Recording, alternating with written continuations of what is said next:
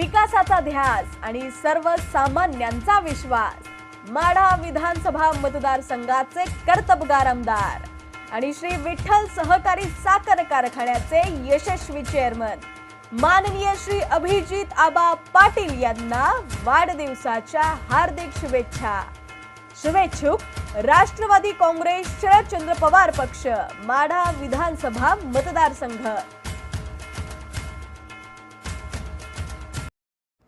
Ujani update 1 August 2026 संध्याकाळची स्थिती.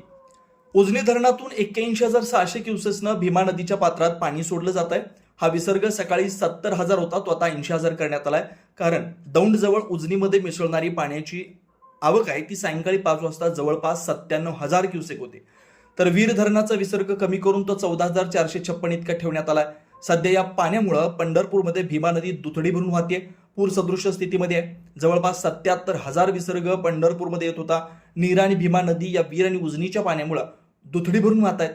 उजनी धरण 97.35% इतकं भरलंय, तर वीर धरण 100% भरलंय. भीमा खोऱ्यात काही ठिकाणी पावसाची नोंद आहे. वरील काही धरणात पाणी सोडलं जातं. यामध्ये घोट प्रकल्पातून 15,000 क्युसेकचा विसर्ग सुरू आहे. चासकमान धरणातून 98,500 क्युसेकचा विसर्ग आहे. आंध्रामधून 1,686, मुळशी धरणातून 6,000 क्युसेक्सनं पाणी सोडलं जात आहे.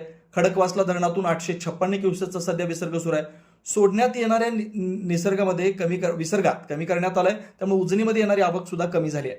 2 दिवसापूर्वी वीर आणि उजनी धरणातून मोठ्या प्रमाणात जे पाणी सोडलं जात आहे हे पाणी भीमा नदीत मोठ्या प्रमाणात वाहत आहे आणि संध्याकाळी भीमा नदी 77,000 क्युसेकनं वाहत होती.